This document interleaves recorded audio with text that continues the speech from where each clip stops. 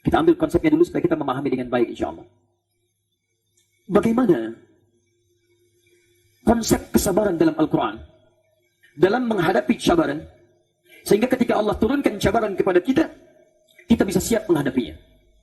Oh, hati-hati, saya harus antarkan ini sebelum kita memulai bahasan cabaran di akhir zaman, sehingga konsep ini, cara-cara kita menghadapi cabaran ini bisa kita ketahui dulu, sehingga apapun jenis cabarannya mudah kita hadapi insya Allah.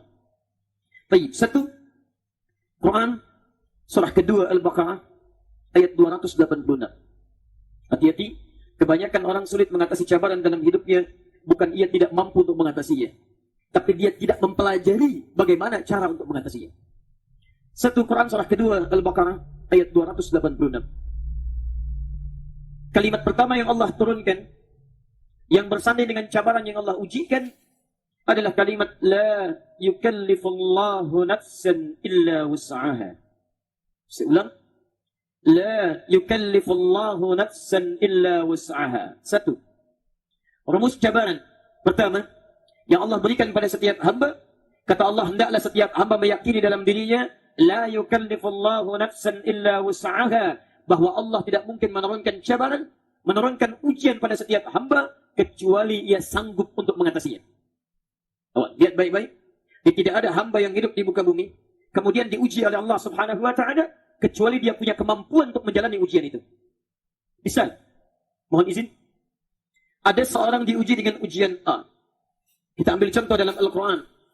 Kenapa yang dibakar itu mesti Nabi Ibrahim alaihissalam, sedangkan yang sulit mendapatkan keturunan mesti dicontohkan pada Nabi Zakaria alaihissalam.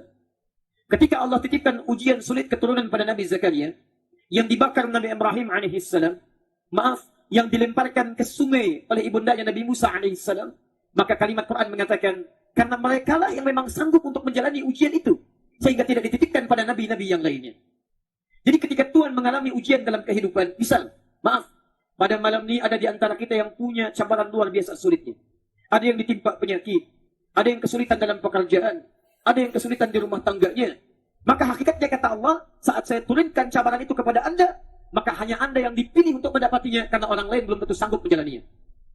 Jadi pertama, kita mesti yakin, kalau Anda mendapatkan ujian di hadapan Allah Subhanahu wa taala, maka kata Quran, yakinkan pada diri Anda, memang ujian inilah yang sesuai bagi kehidupan saya, dan memang hanya saya yang dipilih oleh Allah untuk mengatasinya.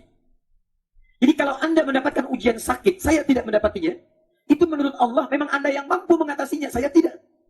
Karena itu ujian itu tidak diberikan kepada saya, tapi diberikan kepada Anda. Saya tidak mampu mengatasinya, Anda yang bisa menjalaninya. Karena itu jangan sekali-kali Anda katakan ketika diuji oleh Allah, misal, ya Allah, why me? Kenapa mesti Allah yang diuji? Allah jawab, why not? Kenapa tidak? Dan memang kamu yang bisa menjalani cabaran itu. Di rumus pertama, ketika Anda mendapati cabaran dalam kehidupan, maka yakinkan pada diri kita, alhamdulillah, Allah titipkan cabaran ini kepada saya, bukan kepada yang lain, karena Allah memandang saya mampu menjalaninya, yang lain belum tentu mengatasinya. Bisa dimengerti sampai sini?